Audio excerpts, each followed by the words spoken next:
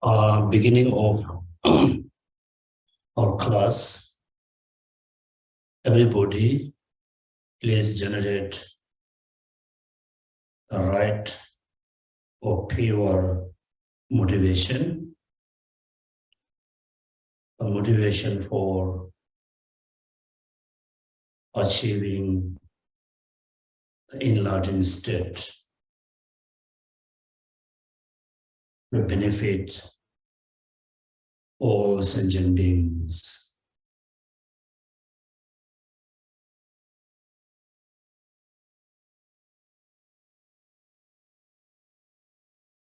Anytime when we do Dharma practice, recitation, chanting, making offerings, all the practice must conjoin with the bodhicitta.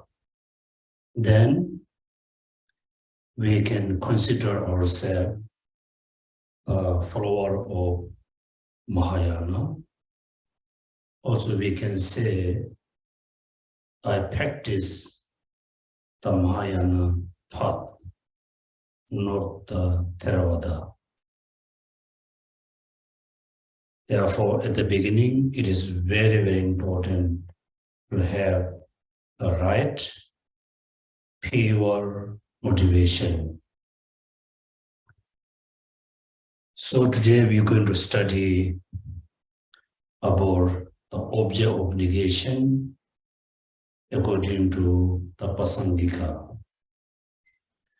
So before we start the Pasangika's school, the most important we need to realize, we need to know what is the uniqueness in Buddha's teaching. Why Buddha was, very different from all the Hindus master during the Buddha lifetime.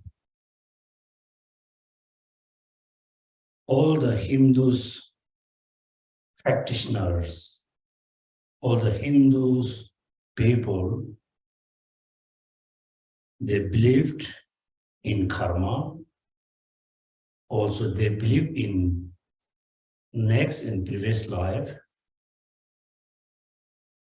They also practice the non-violence, non-harming others.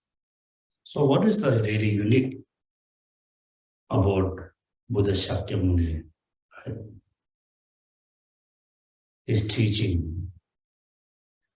One of the very unique one is teaching and practice dependent origination.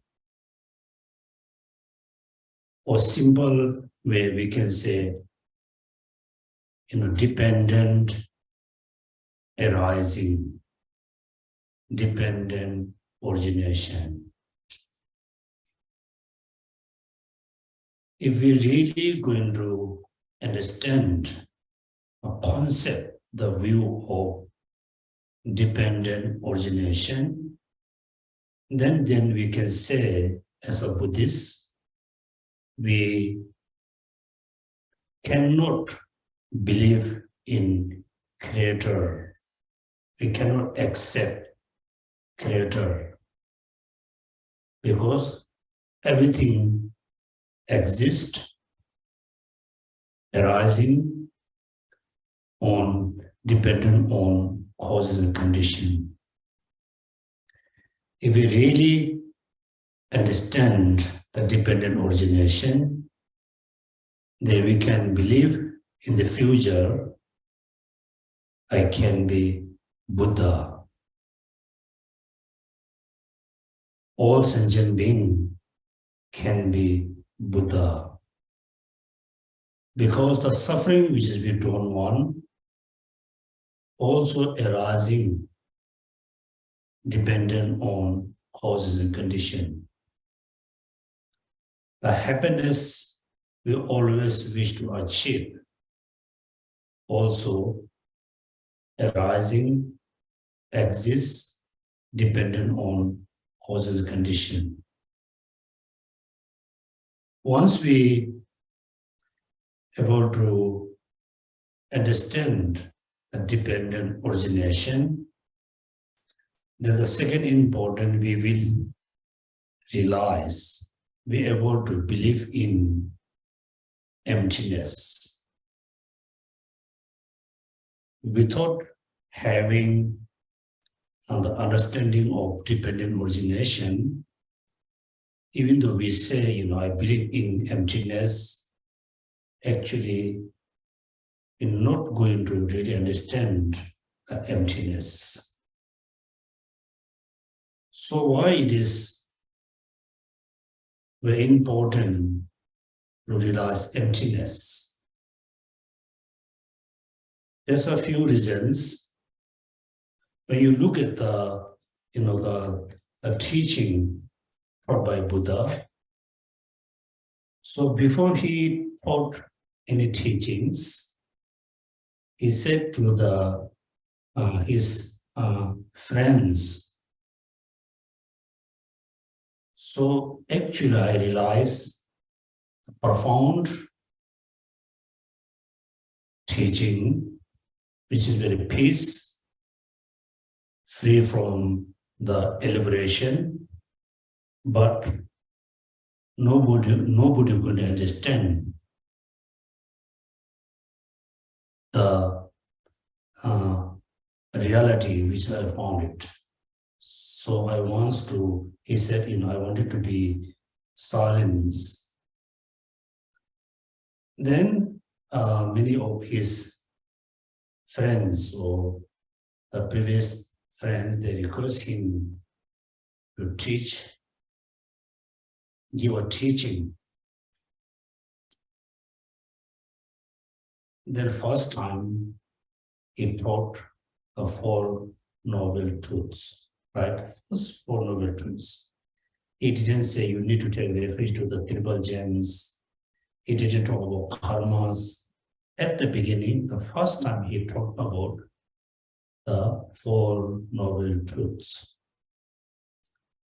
So when we look at the Four Noble Truths, it's mainly Buddha taught cause and effect. Suffering is the effect or result of the origin of sufferings, which is ignorance, attachment, anger, and all the negative thoughts. Also, the cessation or liberation is the result of practicing the path. That means the liberation, cessation is the result.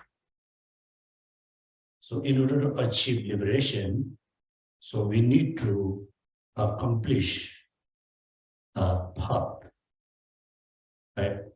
In order to cease the suffering, also we need to cease or we need to stop to arise a cause of sufferings. Is very practical.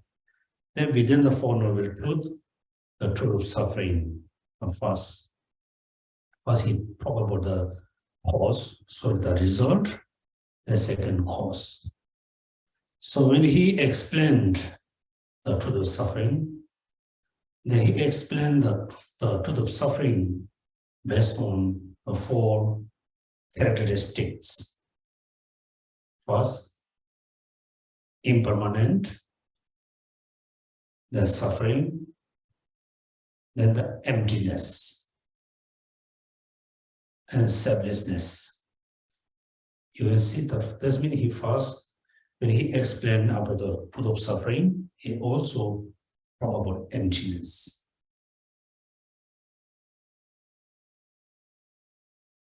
So in order to achieve liberation, So we need to realize emptiness. Without realizing emptiness, there's no way we can achieve liberation. There's no any other kind of methods we can eliminate sufferings. Therefore, realizing emptiness is very important to achieve liberation. Realizing emptiness is very important to overcome from the origin of suffering. Therefore, realizing emptiness is very important. Then how we can realize emptiness?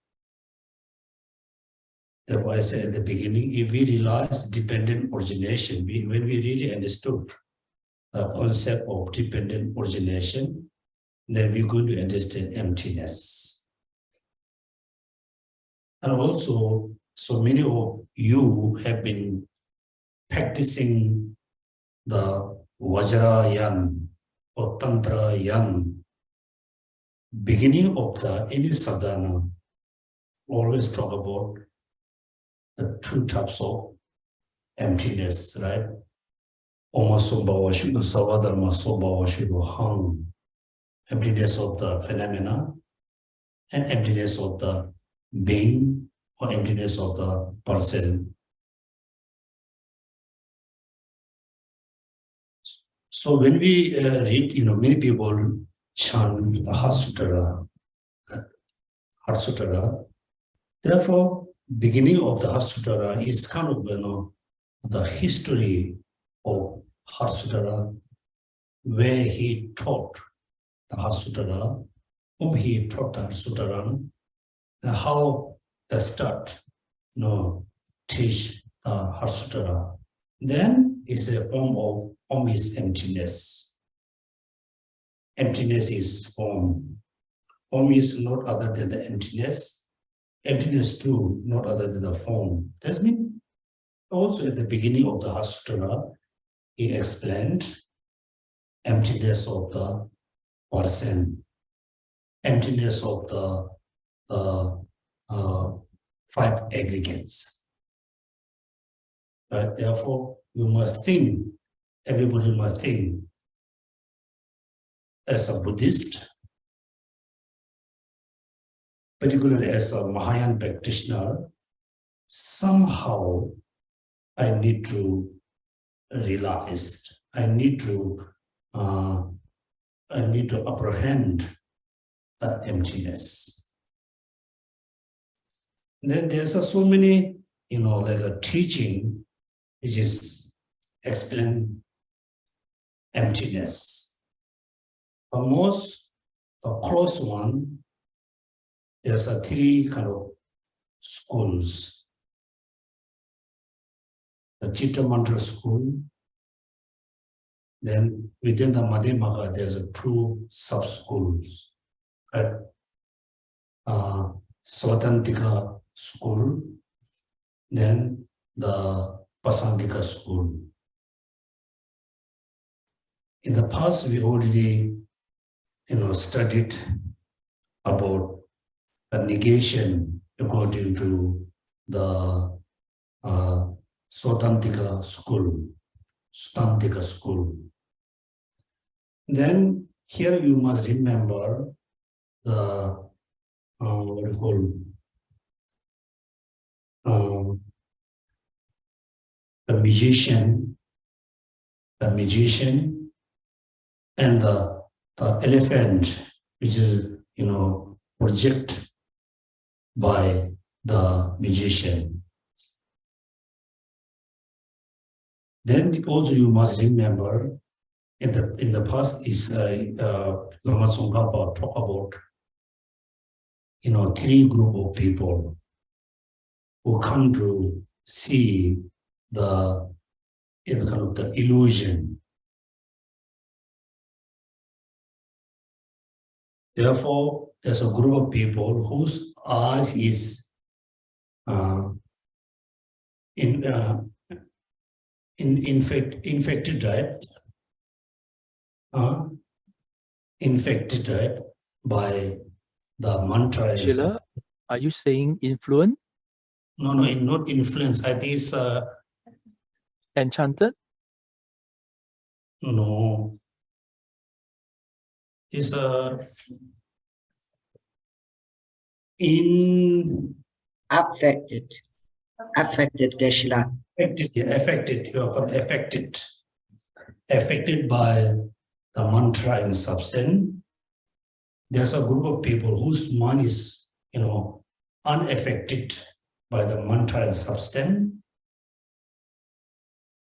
There's a group of people, its mind is affected by the mantra, but they cannot believe that the illusion, kind of the horse is real horse. So we need to remember the three illustration. First, the magician himself, the magician, when he see there's an elephant on the stage, for him, he realized, he know this is just there because of my mind is affected by the mantra and substance. For him, there's not really elephant there. Then the second group of people who are in mind is affected, they didn't realize their mind is affected by mantra and substance. Then they really believe on the stage there's a real elephant. Then there's another group of people, or minds never, have been affected by mantra. For them, they cannot see the elephant. They cannot apprehend the elephants. People. That means for us, the second group of people who are mind is affected. Also for us, the phenomena around us, which appeal to us, we think the phenomena are, ultimately there.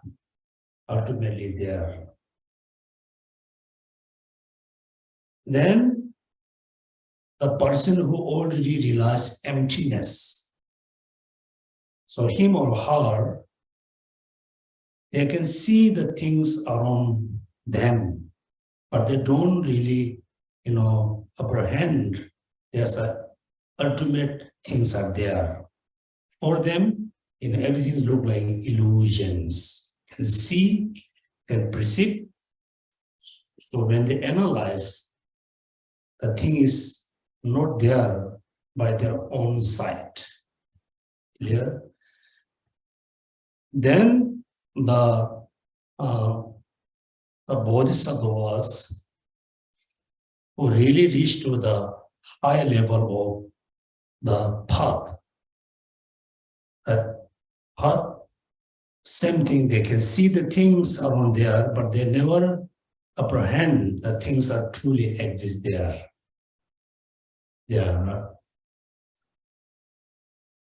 Therefore, remember the three illustration based on the magician. Then also, if we don't understand the dependent origination, it's so difficult to believe in karma. Karma, or the positive karma, brings positive result. Then the negative karma brings the negative result. If we really understand dependent origination, then second, there's a chance so we can accept, or we can believe in karma. If we're not able to accept or really truly believe there's a karma, then we cannot, accept the Four Noble Truths. If we don't not able to accept the Four Noble Truths, then we cannot accept, we cannot believe in the Buddha. Because Buddha means a person who are totally, free from the ignorance. There also, if we don't understand the dependent origination, then also we cannot accept the Dharma, the the path bring to the liberation. Therefore, understanding dependent origination is very important to believe in karma. Dependent origination is very important to believe in liberation and Buddhahood. Dependent believing in having the right understanding of dependent origination is very important to realize emptiness. Therefore, so we're going to study about how to realize emptiness. So dependent, that means things are dependent. So what's the opposite of the dependent? Is that independent. For us, when we think about any kind of phenomena, for us, each of the phenomena is there as an independent. Independent. So when we believe things are there as independent, then very easy to generate, very easy to arise attachment, anger, everything easily can arise. When we truly really understood the dependent origination, then it's not easy to generate, arise attachment and anger. Attachment arises based on the object, any object. It's a simple object. A simple object can be caused to attach arisement. It was caused to arise attachment. Because we don't understand that the object is beautiful because of my own mind or because of my mindset. Right? So when you realize, yeah, the thing is look like so beautiful, it's so, like it looks so nice. Yes, because of it is projected by my mind. From the object side, there's not, we can say, neither beautiful nor ugly. It's a simple object.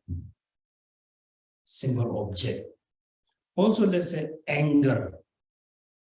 So when we are very angry with someone, then we need to think how the anger actually arises.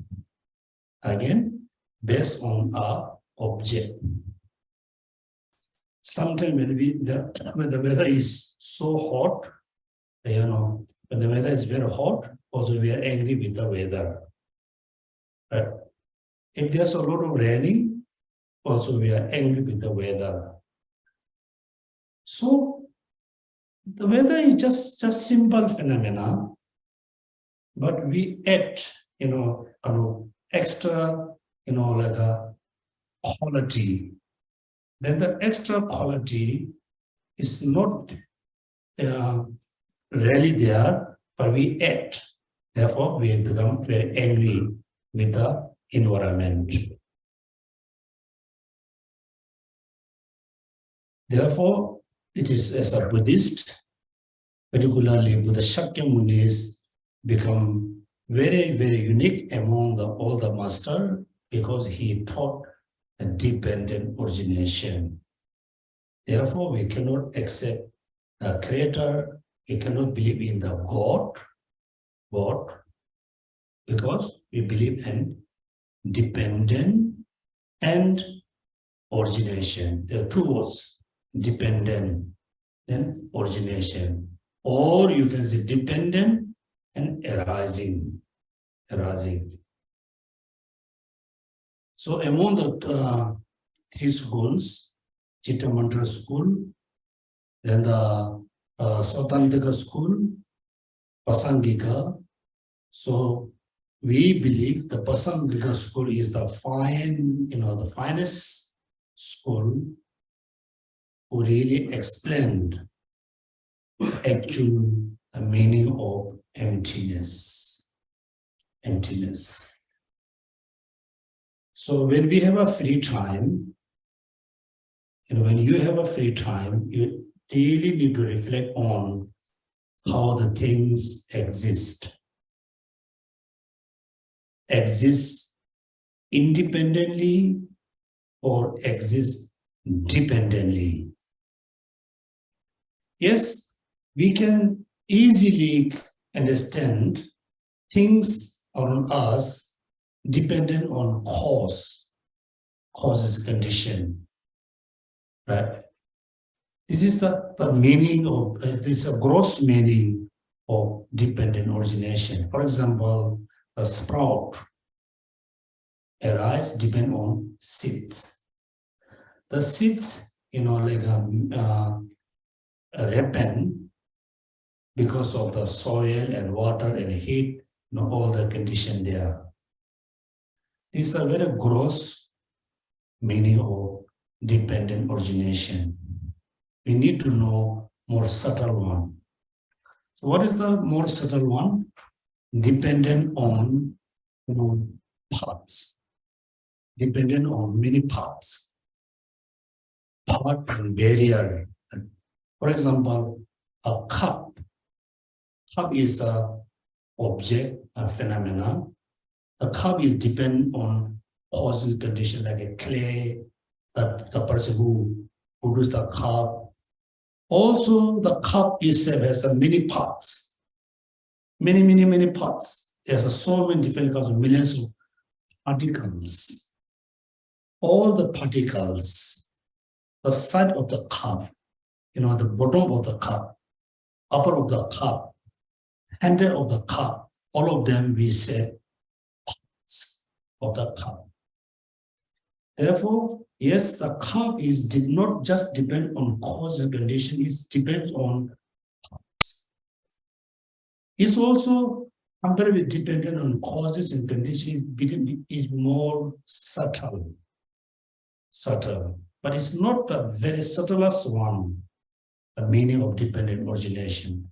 A very subtle one, all phenomena around us, ugly phenomena, beautiful phenomena, big phenomena, small, expensive, all phenomena around us exist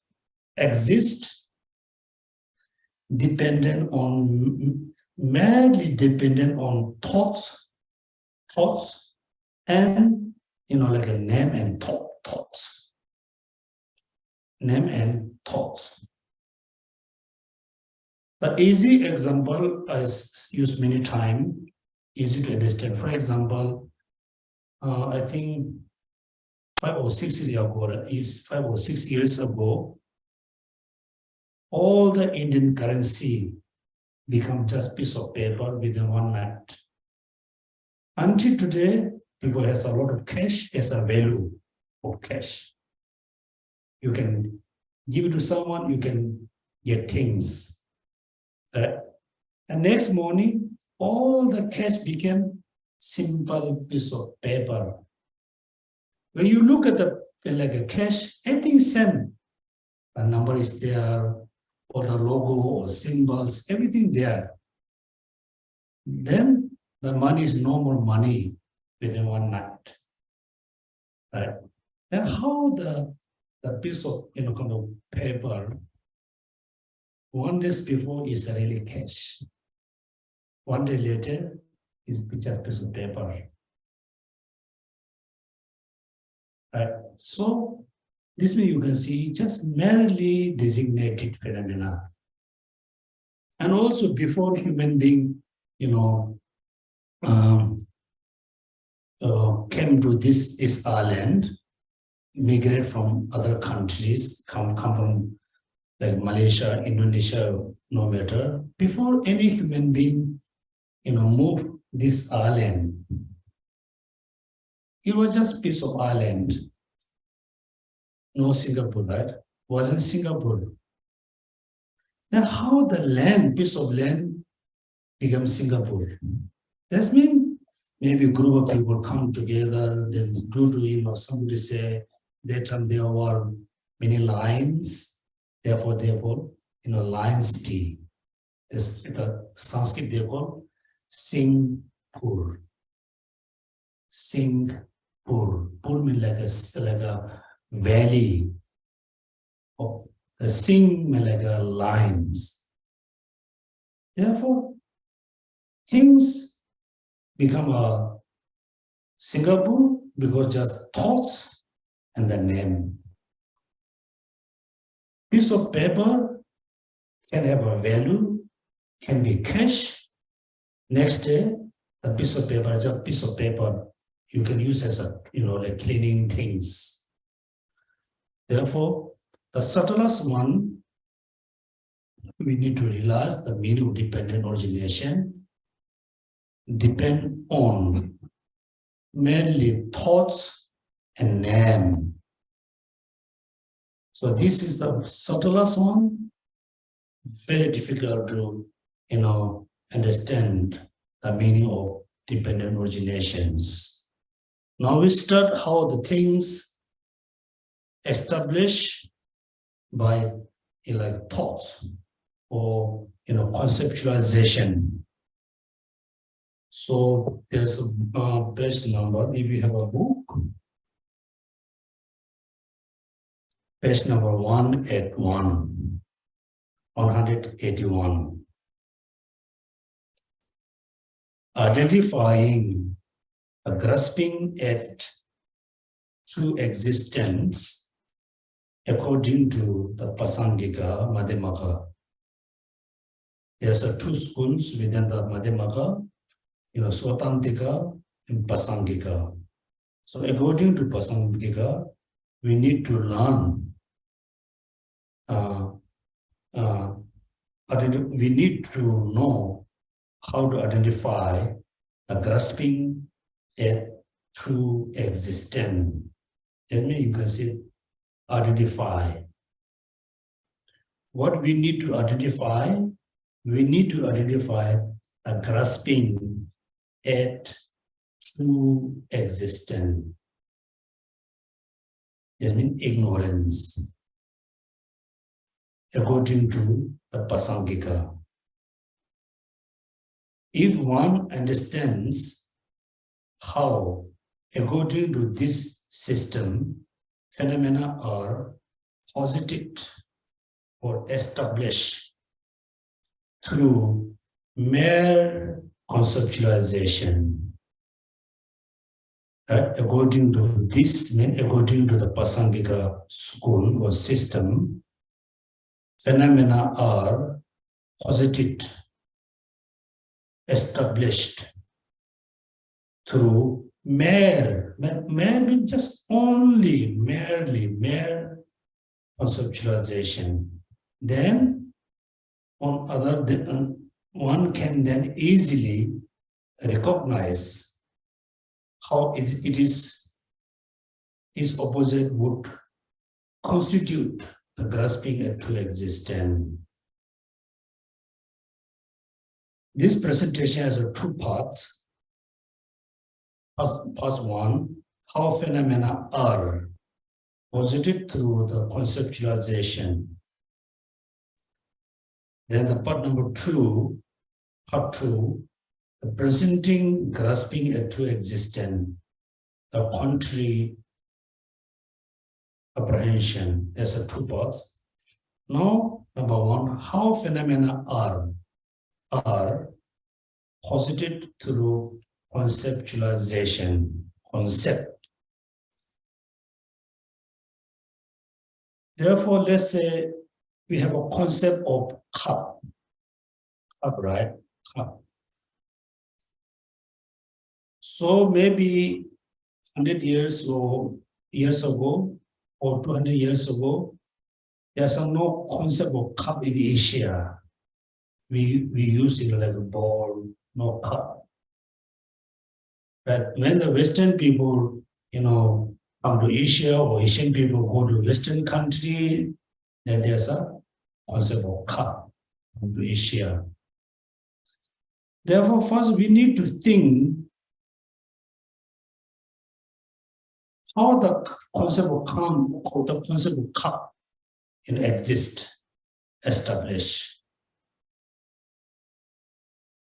Then maybe somebody produce, like a container, like a container, I not say a cup.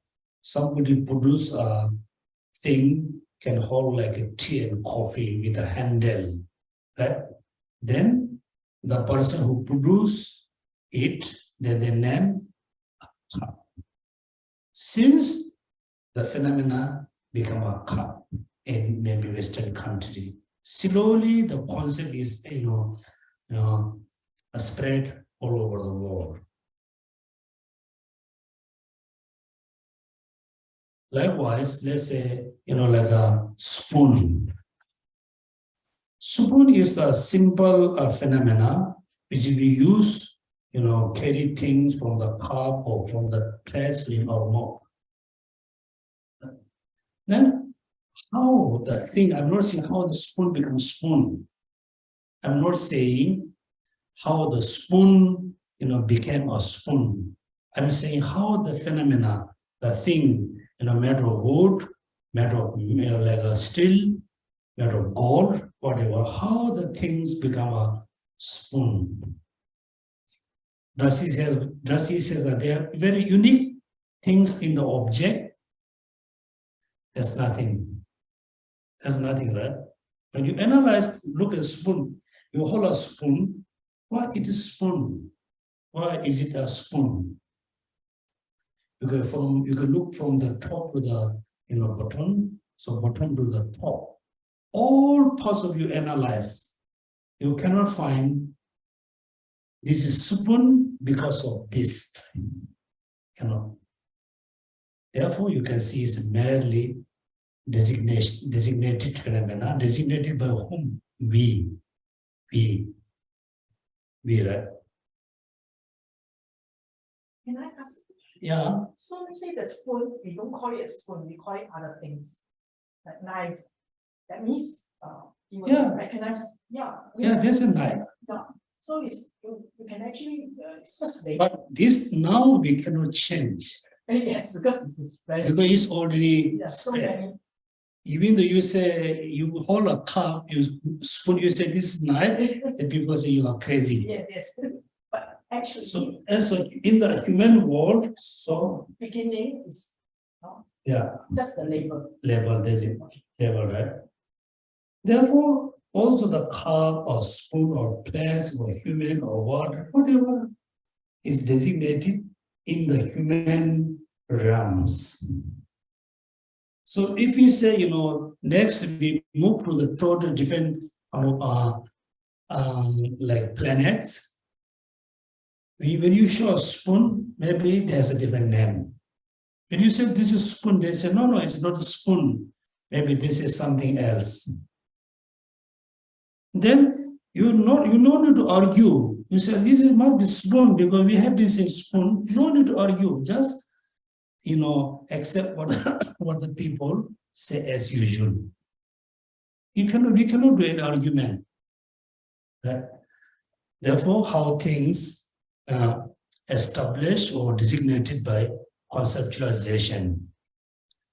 Then I ask you to memorize the quotation of the Upali Sutras. The flowers with their open petals, they delight so many minds. The spring gold mission, repellent and the attractive. None of this has a creator. They are posited through the power of conception. Through conceptualization, the world is imputed. So you must memorize this quotation. So you need to chant for like a few times. Then you need to think about the flowers. Right? The flowers with their open petals, they delight so many minds. When we look at the beautiful flower, we feel so happy and make us very happy. Flowers. So how the flower is arise? Does arise? Is arise causes a condition? We cannot ignore, we cannot deny. This is the flower arises from causes condition. Then the tree also arises through causes condition. Then why one is be a tree, why one is be a flower? Right? Both of them arise from causes and condition is same thing. And why one is flower, why one is not a flower, one is tree. Because it's becomes separate, different because of the conception. The flower with their open petals that delight so many minds, the spinning goal machine, resplendent, attractive. None of this has a creator. They are posited through the power of conception. Through conceptualization, the world is imputed. The world refers to the every phenomena on the planets. All is imputed by the conceptualization or imputed by the mind. Thus, phenomena are thought to be posited through the power of conceptualization. On many other occasions, phenomena are described as a mere imputation of thoughts, or also posited by the virtues of the power of conceptualization. The same meaning. You can say the phenomena are, thought to be phenomena are posited through power of conceptualization, and the phenomena are, described as a mere imputation of the thoughts. The phenomena are posited by the virtues of the power of conceptualization. The meaning is same. Clear? Same. Then also there's a quotation from the Master Nagarjuna from the 60th stanza of the reasoning. It says, the Buddha had, studied that the world is conditioned by ignorance. So why would it be unreasonable to say this world is conceptualization, produce of conceptualization? So you memorize the quotation, you chant 2-3 times, and think about the meaning. So if you continuously reflect the meaning of this, like a stanza, then slowly for us, it looks like, whatever we say, this is good, this is bad. It's merely your own imputed phenomena. Right? For example, if I bring a flower, if I show you, somebody say, you're going to say, oh, the flower is very nice. Somebody going to say, oh, it's very ugly. Somebody say, okay. Then how come there's one phenomena has a different concept? Somebody say, very nice.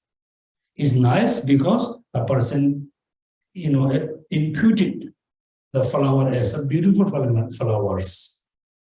Other person is very ugly. A person imputed the flower as ugly. Somebody says so. Then inputted by whom? Inputted by the person. Mainly inputted by thoughts. And therefore, if you think this way, then you really could understand the beautiful flower means is beautiful for the person who said beautiful. Oh, the flower is ugly means the flower is ugly for the people who say this ugly. Then, when the person said the flower is a beautiful flower, the person has a very particular concept, idea, because the person can add the particular idea on the flower, and he or she says it's beautiful. The person who said, says the flower is very ugly, because he has a very particular concept in his mind, and he add a particular concept on the flower will become ugly. Right? Therefore, one phenomena can be ugly, can be beautiful, can be so, because it depends on the person, depend on their concept, depend on their conceptualization. Buddhist of conceptualization. The commentary explains these verses to mean that the world is mere conceptual interpretation and does not exist in its own rights. Right? So you can see the world is a mere conceptual imputation and does not exist in its own rights. Right? So please remember this sentence.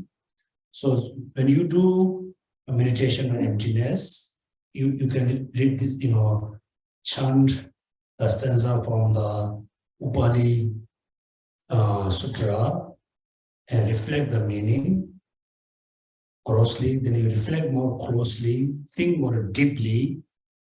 You need to reach your understanding. All phenomena around us is look like illusion. There's not such a thing from its own side, own rights. Then there's a quotation from the 400th stanza from Aryadeva, one of the important disciple of the Nagarjuna, Aryadeva. Aryadeva was very high practitioner. Also, he was very good logician, because there was a lot of debate between Hindu and Buddhism in, I think, around the district we named Bihar and US, around the Bodh Gaya. In the Nalanda, there's a lot of debate between Hindu and Buddhists. They're not fighting, they are discussing, they are debating. That time the people are, I think, very honest. When they have a debate, when they have a kind of discussion about a certain matter, for example, karma, next life, then the people who didn't accept the karma through reasoning or through logics, through debate, the person think, oh, look like there's a karma, then the person really believe in karma. Therefore, there's a big debate in Nalanda University during the Nagarjuna time. Then there was a very famous Hindu logician.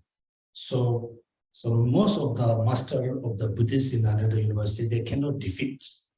It's very famous. Then what they did, all the monks in the Nalanda University, they prayed to the Mahakali, Dharma protector, who is the particular Dharma protector, particular of the Nalanda protector. He prayed to the protector, offered a torment. Then somehow they wrote a letter, put on the torment. Then one of the crow, so he took the letter all the way to South India, first to Nagarjuna. Say, there's a problem. You need to come, defeat those people. Then that time, I think Master Nagarjuna was very busy. So he wanted to go, but Aryadeva said, Acharya Aryadeva said, no, I will go. I can defeat them. Then the Nagarjuna said, I need to test you, your knowledge. You can defeat or not. Then Nagarjuna, hold the stand, the view as a Hindu. He just, all his like tenets, he stand as a Hindu. Then really Aryadeva debate with the Nagarjuna, because Nagarjuna is his teacher. Then he really debate for a long time. Then suddenly he feel doubt. Oh, my master must be Hindu. Aryadeva thought, my master Nagarjuna, he must be Hindu. He's really look like a Hindu. He get very angry. Right? He debate. So there's a tradition in the Nalanda, also all the Buddhists. If person answer wrongly, wrong answer, then we say khorsum, right? Khorsum means you are confused. Your answer is wrong, you are confused. We do like khorsum. He was so angry, he just, take his shoes, he just go put around his teacher, say, khorsum. Then the teacher said, wait. Yes, if you go to Nalanda, you can defeat the non-Buddhist scholar or master. But on the way, you will have a big obstacle. Then he just left from the South India to Nalanda. Then on the way, he met a person who was begging his eyes, because they are Hindu people, they need to do somebody show, they need a human eyes. Then the people of group people asked Master Aryadeva, can I have your eyes? So he was a compassionate person, he was Bodhisattva. He said, okay, you can take my eyes. And he gave his one eyes to those people. This is the obstacle. Therefore, the 400 stanza from the Aryadeva, one of the famous Pasangikas logician. And he said here also the quotation, in the quotation, if without conceptualization, if without conceptualization, attachment, and so on, do not exist at all. What intelligent person would grasp something as perfectly real as a conceptions. It's very correct. Without conceptualization, no attachment. And so do not exist at all. What intelligent person would grasp something as perfectly real and as a conception. Then continues the quotation, the commentary.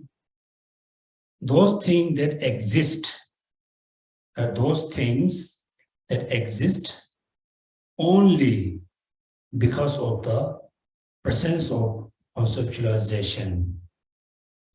Have no existence when there's no conception, or without doubt, like snake conceived upon a coil rope, definitely no established in their own right. Right? That's what is the first line they said. Those things that exist only because of the presence of conceptualization. Therefore, there's a conceptualization, there's a thought, there are phenomena are there.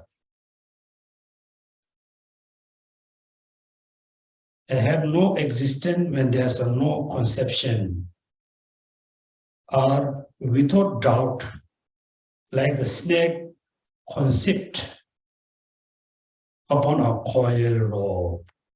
Right? So now everybody just imagine, there's a coil rope in the timing is related to in the evening, light. You saw a coil, colorful rope. Suddenly what we believe there's a snake. That we say, oh, we thought, oh, there's a snake. There's a snake. Then the person have a concept of snake, right? Concept of snake based on the coil rope. Then how the person has a concept of the snake based on the simple rope, because he has a conceptualization, the thoughts. The thoughts establish the coil rope as a snake. A snake. Therefore, all phenomena are almost like a, establish coil rope as a snake. For example, this building, I said in the past also, 4 years ago, the building was maybe different name. This building, certain company, maybe the restaurant, whatever, there's a name. That time, the building was maybe name of a company, not TBC. Since we moved, this building become a Buddhist center. Here there's a reason we say Buddhist center, we put all the Buddha statue or this thing, right? So then when we move the Buddha statue painting, there's no more TBC. The building become no more TBC. Therefore, simple building can change in many different kind of phenomena, TBC, or maybe if the building hired by OCBC, they saw OCBC building, TBC building, right? Look, it's a simple place. It become a TBC because people designate it. So when you outside, you say, oh, I'm going to TBC, right? So you say, I'm reached to TBC.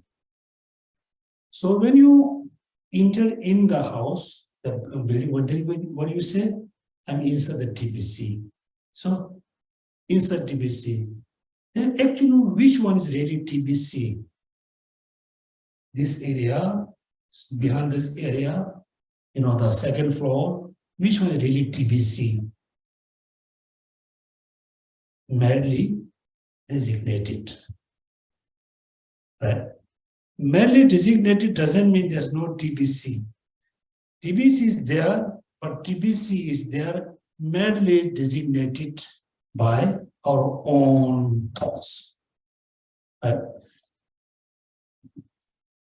Therefore, without doubt, like the snake, concept upon the coil rope, definitely not established in their own rights. There's none of the phenomena established in their own rights. Perfectly real means something. What does mean perfectly real mean? For example, fire, right? Fire. What is real fire? Water is real water. Right? And what does mean the real or perfect? Real means something exists in its own rights. The definition or meaning of the perfectly real, meaning something exists in its own rights. Therefore, none of the phenomena can exist in its own rights. Therefore, nothing perfectly real. Even though let's say fire. Yes, we can say there's a fire. Right? We can say there's a fire.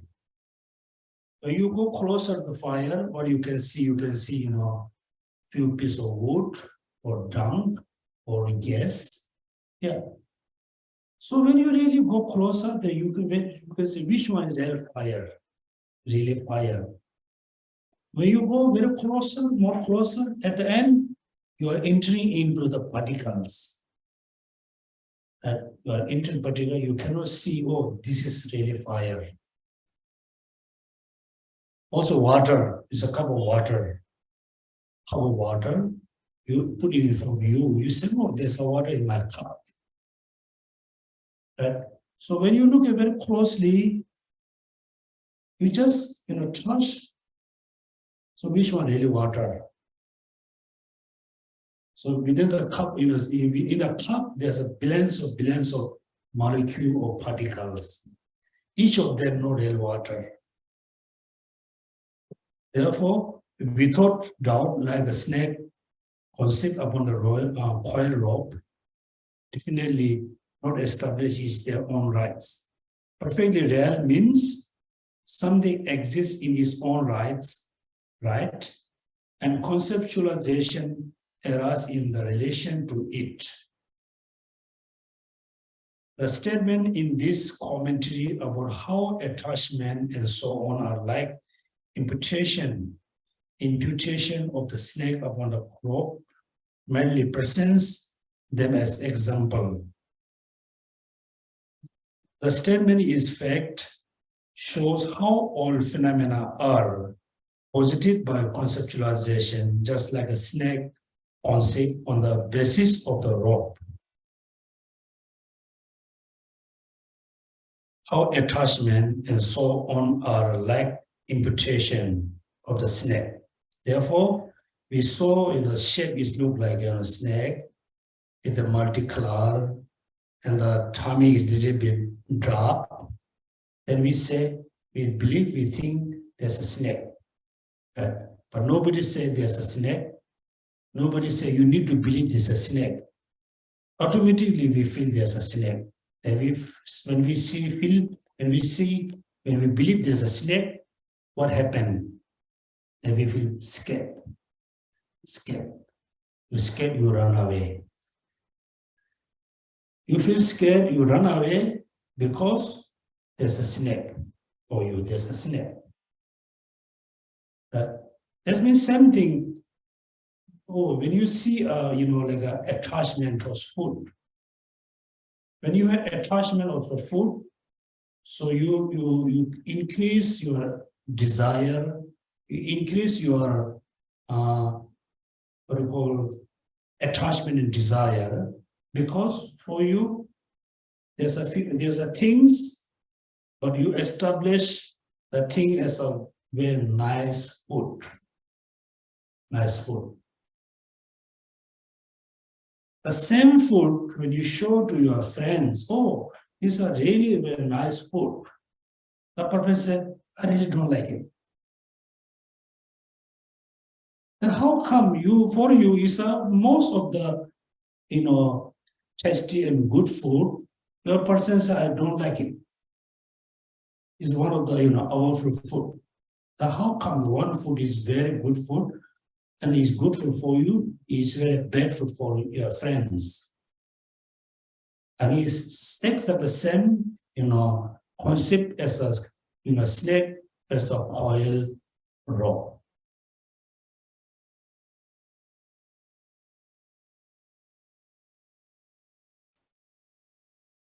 The statement is fact, show how all phenomena are posited by conceptualization, just like a snake concept on the basis of the rope. For instance, when a rope that look like a snake because of its multicolored pattern and the manner which is the coil, in contact is in a poorly lit area. That the thought this is a snake may arise. At that moment, there's not the slightest objective basis on the part of the rope, either in the, so this is the example. Then in the aggregates or in the parts, there can be identified an instant of snake.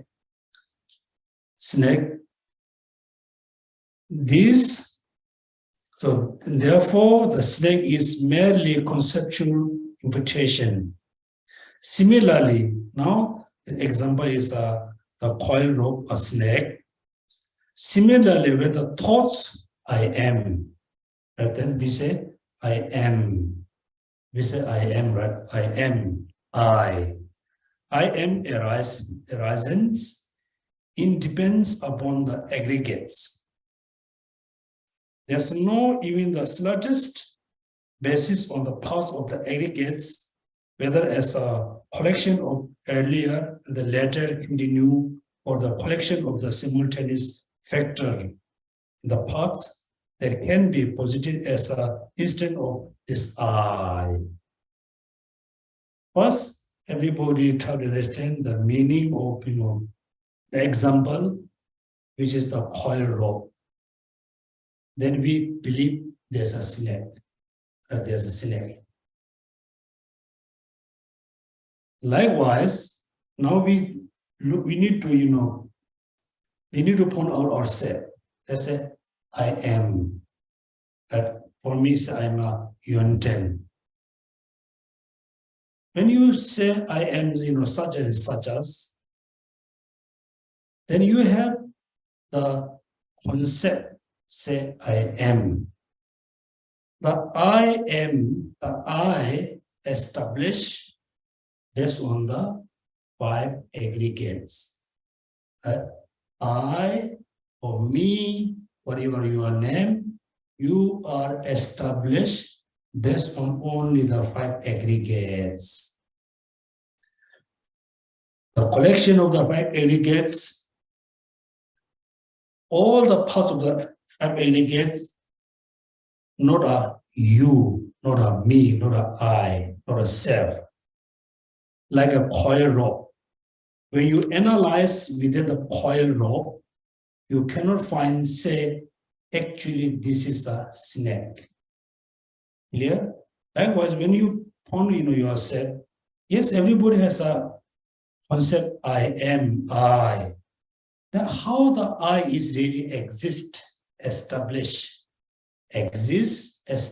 based on the 5 aggregates, or in the parts that can be identified as an instance of a snake. Therefore, this snake is mere conceptual imputation. Similarly, when the thoughts I am arisen independence upon the aggregates, there's no even the slightest basis on the parts of the aggregates. None of the parts of the aggregate can be I. Whether as a collection of the 5 aggregates cannot be I. Earlier and the later continue, or the collection of simultaneous factor and the parts, they also cannot be I. That can be posited as an instance of I. They will be explained more extensively below. That means Lama Tsongkhapa said, I will explain about this meaning, how I is merely imputed phenomena based on the 5 aggregates. So none of the 5 aggregates like form, feeling, none of the 5 aggregates can be I. The collection of the 5 aggregates cannot be I. All the parts of the 5 aggregates cannot be I. For us, in the reality, I or me is exactly the same as a snake based on the coil rope. Quite clear?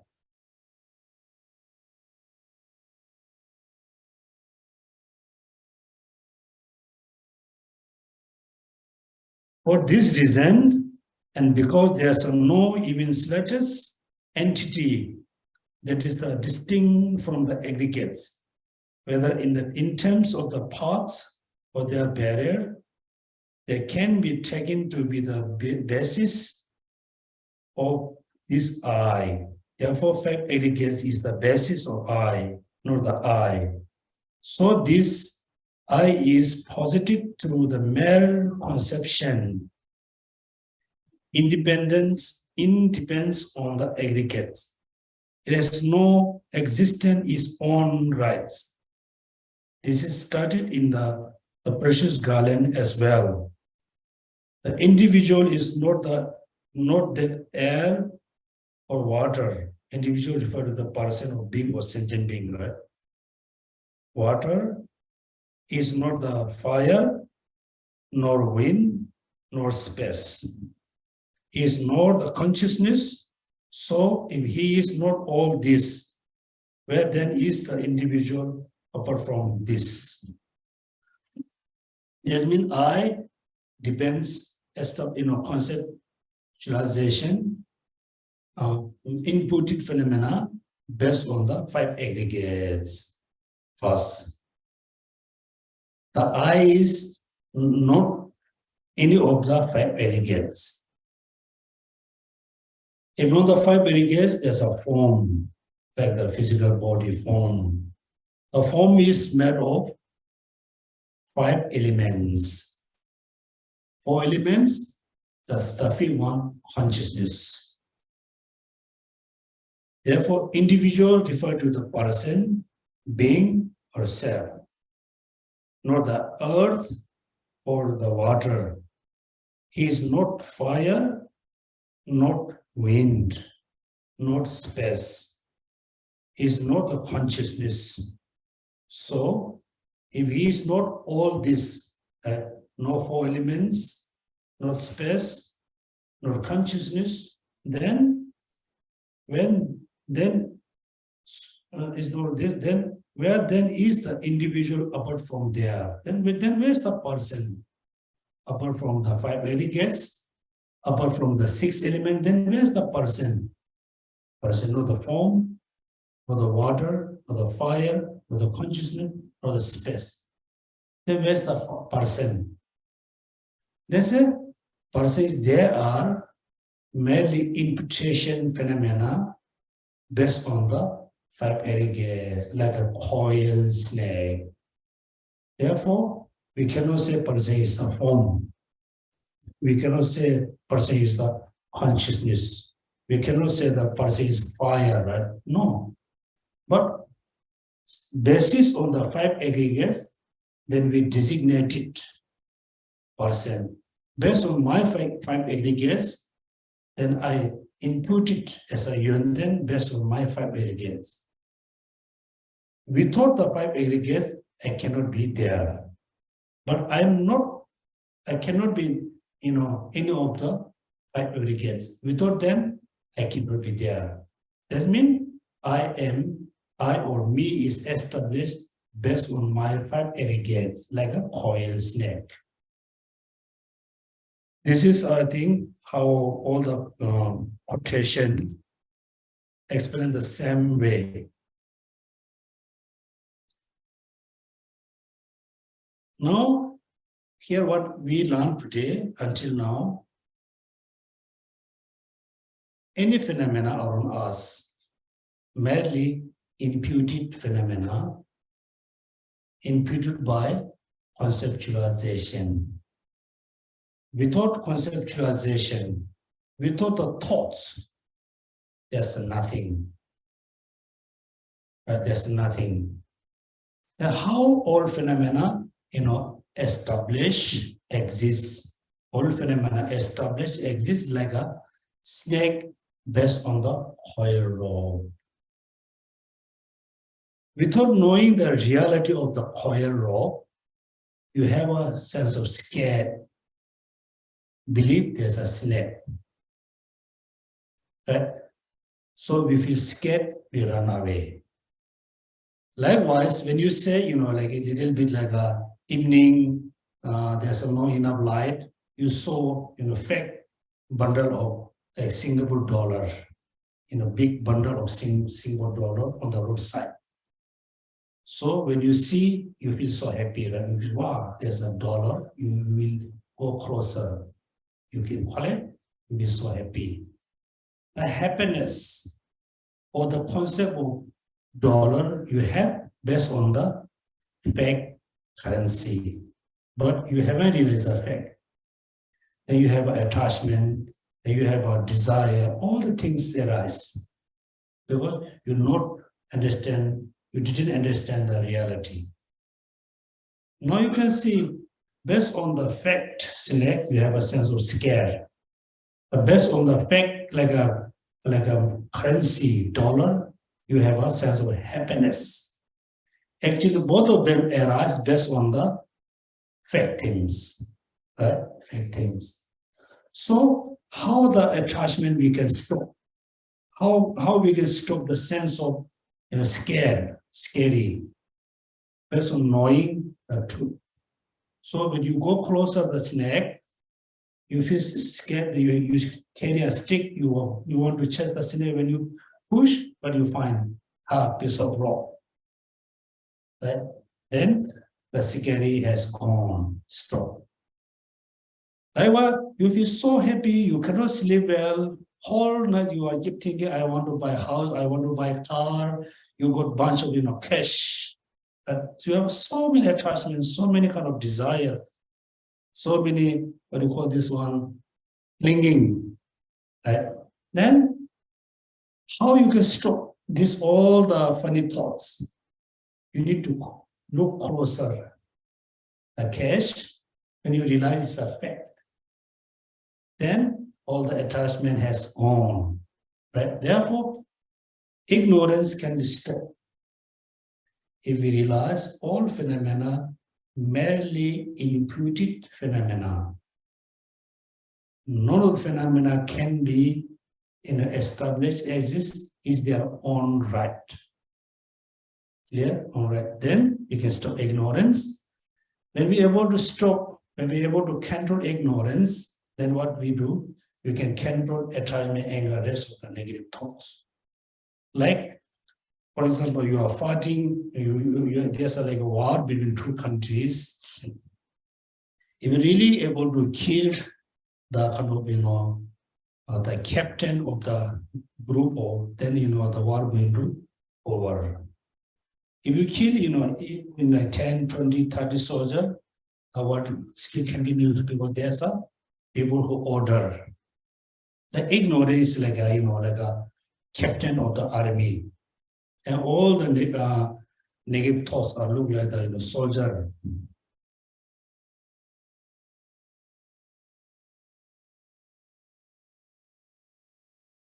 So there's a few quotation you must memorize few of them from the quotation. Then there's a quotation from the precious garland to say this clearly in this flowing. Since the person is composed of 6 elements, it has no absolute existence. And likewise, since each of the element is in turn the composite, they too have no absolute existence. Now, it looks like we can say, oh, I'm not really exist independently. I exist depend on the 5 aggregates. Is sure. Now, then we have a doubt. Oh, I'm not really exist independently. I'm just merely imputed phenomena on the 5 aggregates. Then what about the 5 aggregates individually? Right? Then also the person who established based on the 5 aggregates, each of the 5 aggregates also has no absolute existence. Right? For example, I sit on the chair, like the chair. Yes, I depend on the chair. When you analyze the chair also not exists independently, exists dependently. That means any phenomena around you, you need to think that way. The beautiful, the ugly, the expensive, the cheap, small, big, whatever. Everything is merely imputed phenomena based on the certain things. Inputted by whom? Inputted by the conceptualization. That means there are no conceptualization, there are no concept. And there are no concept, then there are no attachment, no anger, nothing. Like a $6, right? For example, I remember very clearly when I was, I think, 12 years old. First time I saw, like the paper cash, paper money. Before we used the real silver coin, the real coin made of silver. When the paper coin or cash come, many monks are not ready to accept. Yes, have a $5, 5 rupees, 10 rupees. They are not ready to accept. Say, no, it's not real. Right? Not real. Because they don't have the concept, say this is a cash. It's also used as a real coin. Then slowly, people learn, then slowly they have a concept, say this is like a money. Therefore, no conceptualization, no concept. No concept, the thing, we cannot say this is good, this is bad, this is small, this is big. But you should not mistaken. There's no conceptualization, say this is big, this is small, this is fire, but things are there.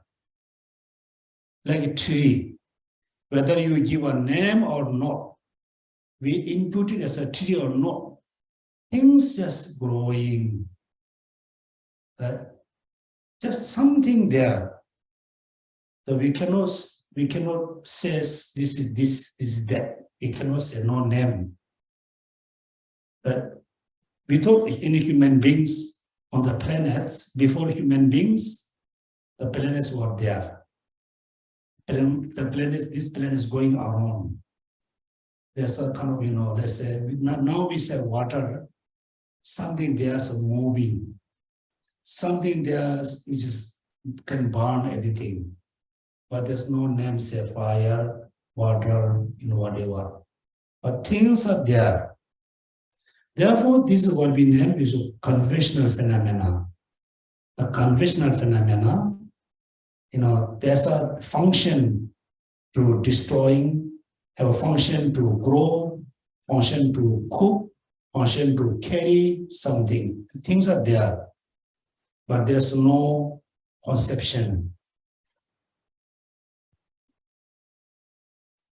Simple what he is saying, without conceptualization, there's no fire.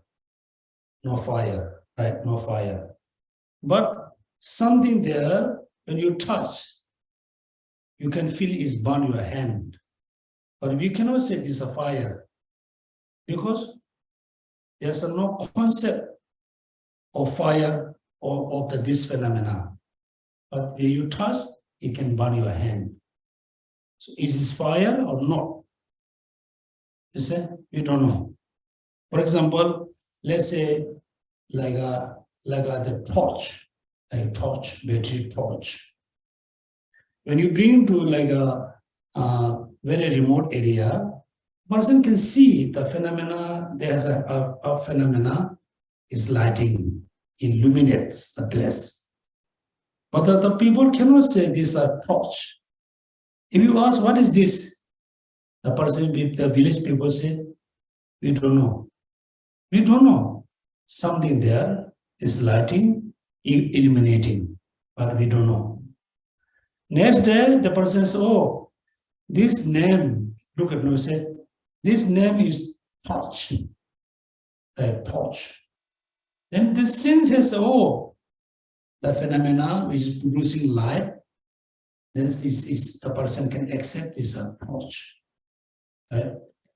So you must remember in one of the quotation, which is you think is very useful, you must memorize.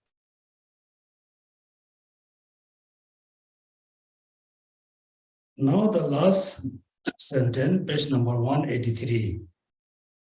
Now, insofar as the way was what you like a cup was, and so on are conceptually posited. They are in their respect at least exactly similar to the snake imputed on the basis on the rope. Now you need to remember two phenomena. In your left hand, you have a vase. and your right hand, you have a coil snake. Both of them, the cup or the vase, the coil snake is exactly the same as an intuitive phenomena. A coil snake is merely intuitive phenomena. A vase also merely intuitive. It's same way intuitive phenomena. Right?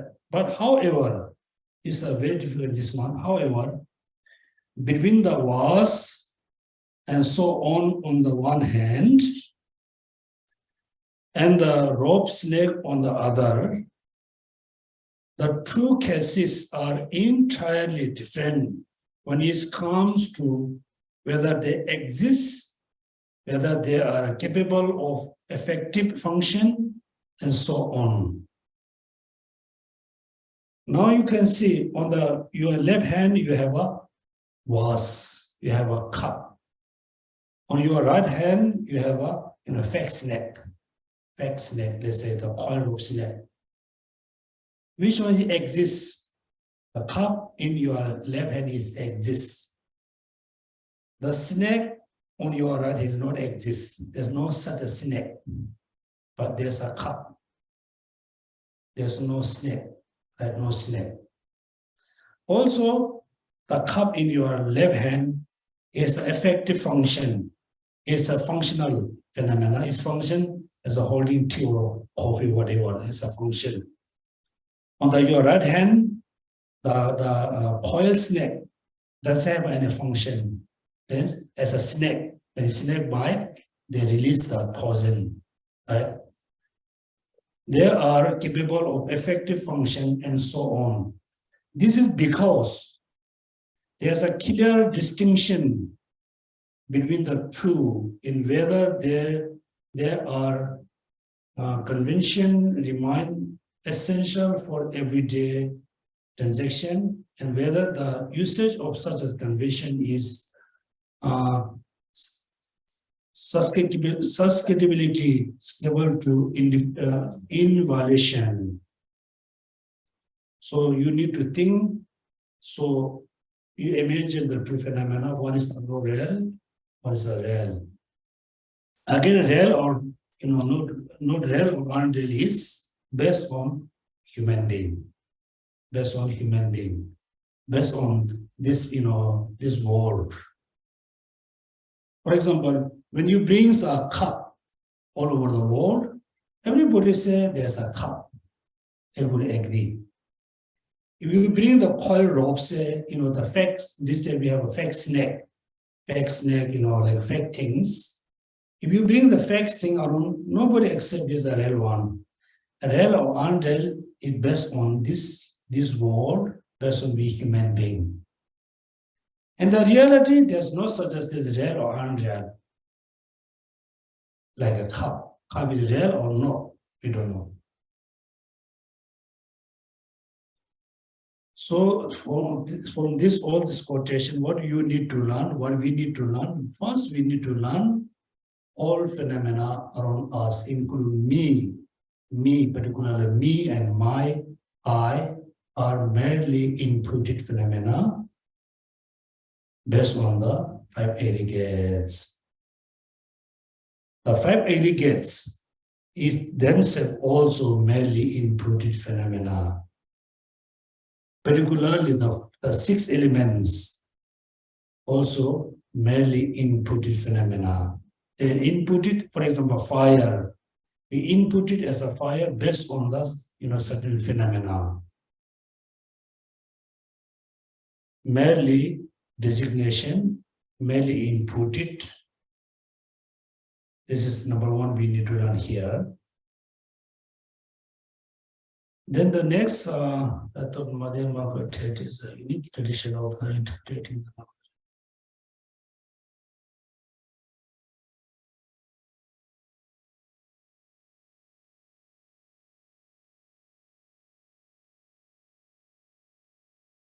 Because the material things are mere name, the separate truth is a mere name.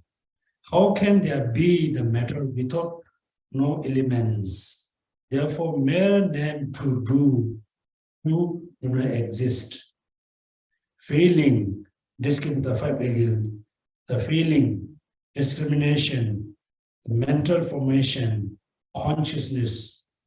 Contemplate this just like the elements or self.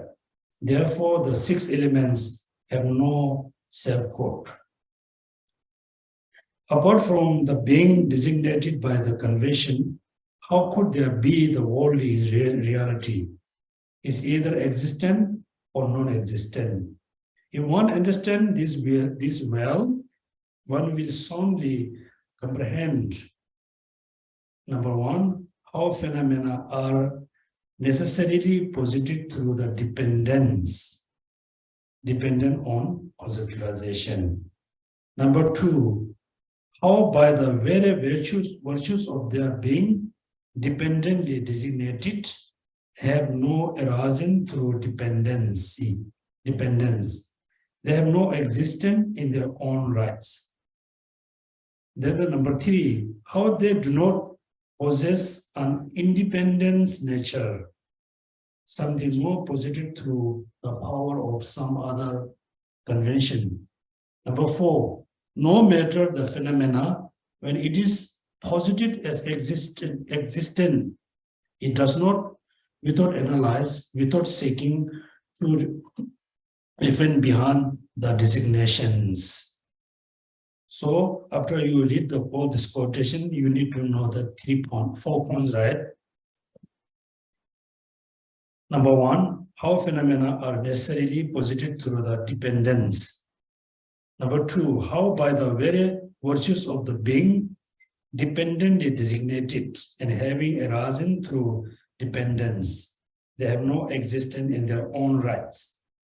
Number 3, how they do not possess an independent nature, something not posited through the power of some other conventions. Number 4, no matter the phenomenon, when it is posited as existent, it is do not, without analyze, without seeking a true reference behind the designations. Exactly. For example, again, cup, right? Cup. So you have a cup. Everybody agree this is a cup. Then if somebody asks why it's a cup, you don't need to ask question, don't analyze. Just accept how the worldly people designate it. Right? For example, so we have a Singaporean, let's say, Prime Minister.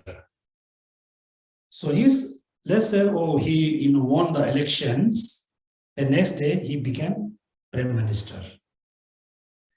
So next day, when he lose the election, next day, he's no more Prime Minister. When you look at his feature, his hands and legs, everything is same. But the designation is not there. Not there. Therefore, so when we say everything madly designated, means you look like, you look like when we are watching a stage drama, right? Drama?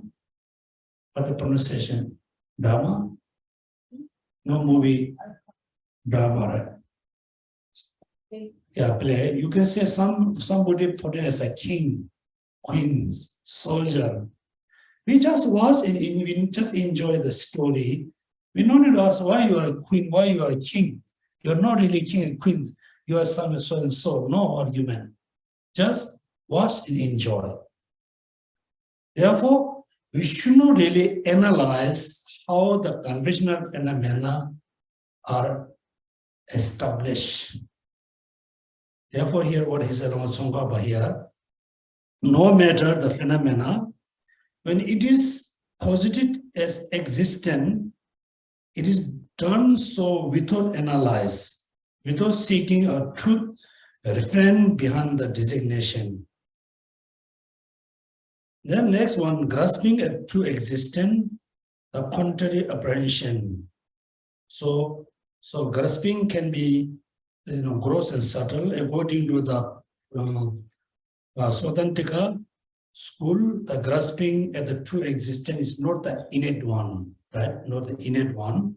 So we believe the grasping of the true existence according to the Pasangika is the subtlest and the actual, the innate grasping. Grasping as existent as described above, not posited by the power of convention, such as name alone, as alone. Constitute innate grasping at things. So this one, I think better to we study next time. If we did,